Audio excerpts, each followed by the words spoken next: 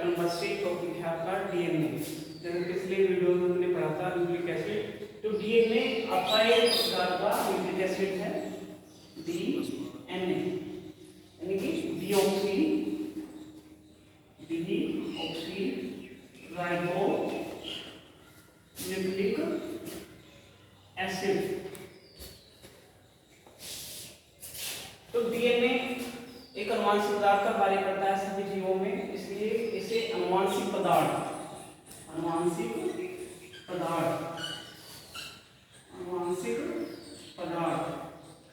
भी कहते हैं। ये सभी कोशिकाओं में होने वाली जैविक क्रियाओं का निर्माण और नियंत्रण करता है। अब बात आती है डीएनए की स्ट्रक्चर। डीएनए की स्ट्रक्चर, जो स्ट्रक्चर दी, संरचना दी, वो फ्रेडी वाटसन और क्रिक ने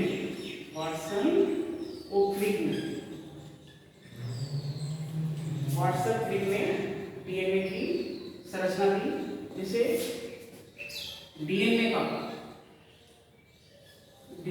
का वाटसन क्रिक मॉडल कहते हैं। वाटसन क्रिक मॉडल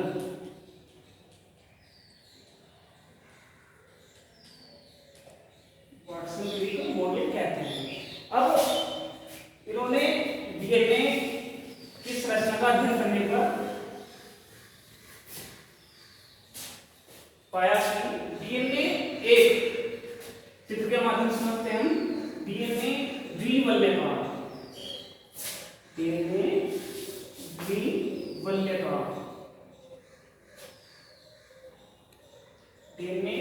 द्विवल्यकार, संरचना का बना होता है, जिसे हम कहते हैं हेलिक्स।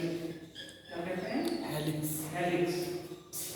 अब जो इसमें दो पॉलीन्यूक्लियोटाइड, एक ये है, दूसरी ये है, पॉलीन्यूक्लियोटाइड श्रृंखला जो हजारों न्यूक्लियोटाइड्स की बनी होती है, का बना होता है, जिसका व्यास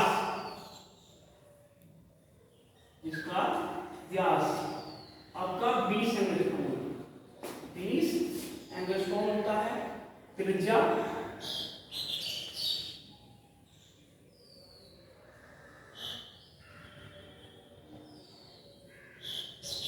आपकी 10 एंगस्ट्रॉम होती है। अब इस संरचना को जो कहते हैं हेलिक्स। अब ये दक्षिणावर्त जो डीएनए टाइप होते हैं वो दो प्रकार के होते हैं, दक्षिणावर्त डीएनए और वामावर्त डीएनए। दक्षिणावर्त डीएनए कहते हैं एंड क्लॉकवाइज,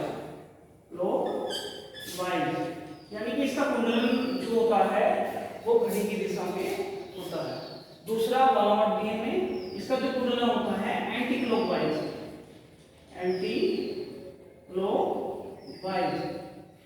यानी कि इसका जो कुंडलन होता है, ये वाला कुंडलन, वो घड़ी की उल्टे दिशा में होता है। अब बात आती है डीएनए की यहाँ पे, तो इसमें जो डीएनए के नाइट्रोजनस क्षार, अब नाइट्रोजन बेस हम लोगों ने पिछले इसमें डिस्कस किए थे, दो प्रकार के होते हैं, प्यूरिन बेस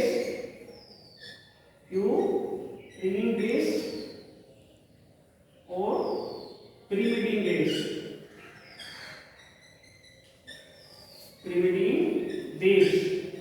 प्यूरिन बेस में आपका दो प्रकार के बेस पाए जाते हैं, एडेनिन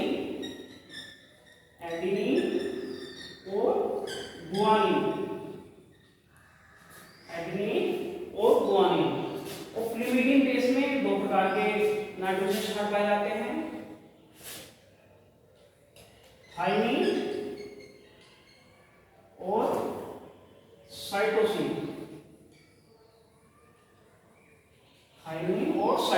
इसमें यूरेसिल, यानी कि पांचवा जो नाइट्रोजन क्षार है यूरेसिल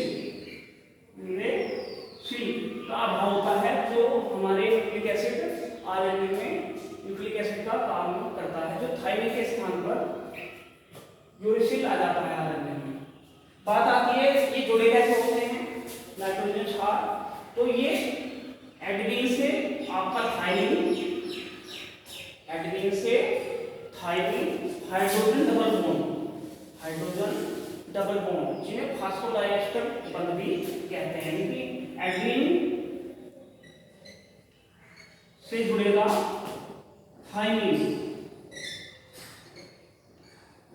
हाइड्रोजन डबल बॉन्ड, और दूसरा है आपका गुआनिन, हाइड्रोजन ट्रिपल बॉन्ड से जुड़ा होता है साइटोसिन से। यानी कि गुआनिन से जुड़ा होगा ट्रिपल बॉन्ड साइटोसिन से।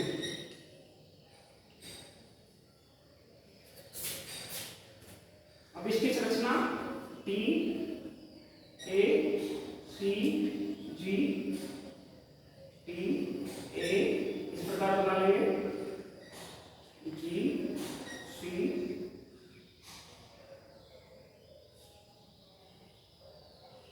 ए बी सी जी, इस प्रकार 4 नाइट्रोजन क्षार आपके डीएनए में जुड़े होंगे। अब अगली विशेषता जो आती है, इनका जो अंतराल है दोनों का, यानी कि दूरी, वो आपकी 3.4 एंगस्ट्रॉम होती है। और एक वलय से दूसरे वलय की दूरी, यानी कि वलय जो होता है ये, उसकी बीच की दूरी होती है 34 एंगस्ट्रॉम, 34 एंगस्ट्रॉम। अब डीएनए जो सभी जीवधारियों में अनुवांशिक पदार्थ का कार्य करता है और सभी में पाया जाता है। जो अनुवांशिक लक्षणों, जो जेनेटिक ट्रेट्स हैं, लक्षण हैं, उन्हें